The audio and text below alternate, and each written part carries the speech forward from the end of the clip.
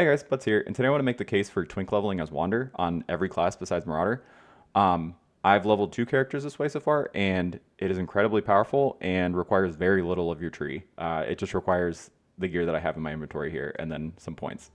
But I'll be including POBs that have all of the classes for like the first 30 points of what you could do. You obviously don't have to follow that because it doesn't really matter that much. This is so much power, it's going to be fine. But long story short, spell damage was baked into the wand attacks besides elemental hit.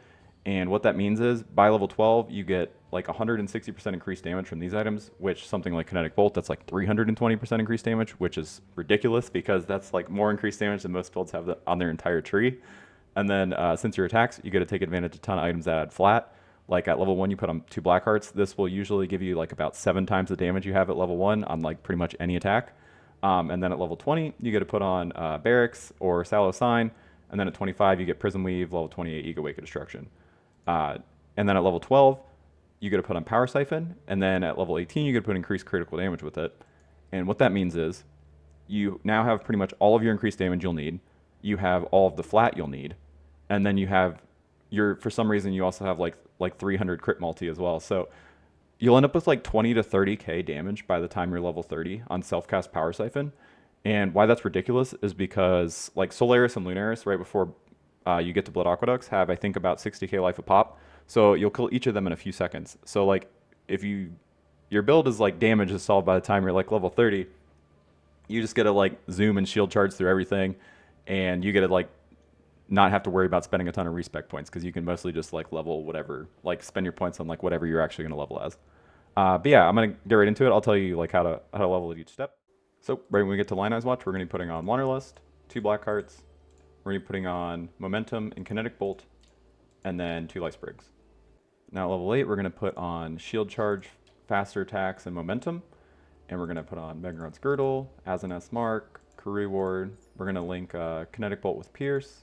We're going to add Frostblink and Sniper's Mark. It's only about like a 50% more damage gain, but we gained a ton of ES, and we're going to be a lot zoomier with Shield Charge. Then just a minor change at level 12, we're going to put on Doedre's Tenure, ton of damage, swap out Kinetic Bolt for Power Siphon, and then I usually like to add in Clarity, just to help with the mana sustain a little bit.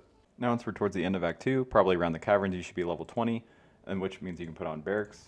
So you put on your Bererk's, you put on Carnage Heart, you swap Asenath out for thirllsteel, and then you change your Power Siphon over to Trinity, increase critical damage, and then you do either Pierce or Elemental damage attacks. You can anoint piercing shots here, onto your amulet. If you don't, I would use Pierce as your last link. Otherwise, I would use elemental damage with attacks.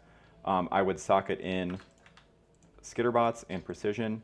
Probably not enabling either. You can fit in skitterbots, and whether you need precision or not is just going to kind of depend on which tree you're at. Like just keep an eye on your accuracy, and if your accuracy is under, use precision. But ideally, you get to an accuracy wheel first, or something like a wand wheel where you can do the intelligence without accuracy. So you don't need to use precision, but early on, like at this point, you might need precision just for a little bit.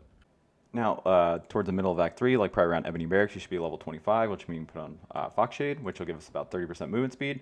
When you're using something like this, I generally don't like to use Blood Rage and like to have sources of leech so that I can always keep my life full, because that plus 30 movement speed is incredibly noticeable, as well as this evasion. Having this amount of evasion at this point will give you like around 70 to 80% chance to evade attacks, so you just really will stop getting hit by stuff. Incredible survival tool at this point. And then you can also put on Prism Weave, which should about double our damage. Go from about 2,000 to about 4,000. And then Purity of Elements and Haste. I would do Purity if you can't fit in both. Kind of just depends on if you're taking reservation nodes on the tree at this point or not. If you're taking both, you can fit in both. Otherwise, just settle for this. Because we're using a lot of uniques, so our resistances are going to be a little messed up.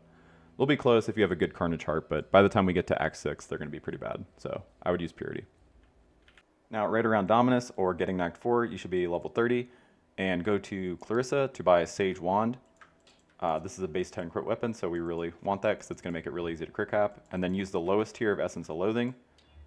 And then, oh, okay, well that actually just hit spell damage on it. So then we can add Mind Throw Speed as a suffix or attack speed if we're staying self-cast. But you would just use that Essence and then come over here, craft spell damage. But in this case, we would just cast Mind Throw Speed or attack speed, assuming we are staying on self-cast.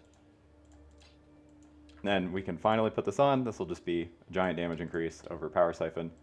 And then the only other change is swapping out your boots. We can put on Wake of Destruction, which will be a ton of damage.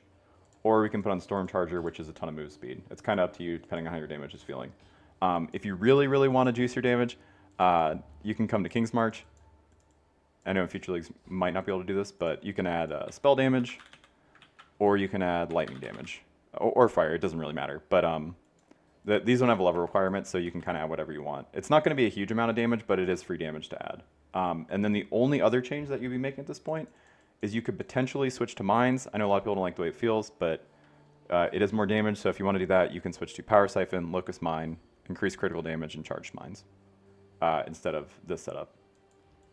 But that's pretty much it. If you do this, that's just a really easy way to level. I hope this was helpful. Like I said, I'll be including POBs to how to do this on each class besides Marauder because GG freaking hates Marauder. But other than that, I'll see you guys next one. Later.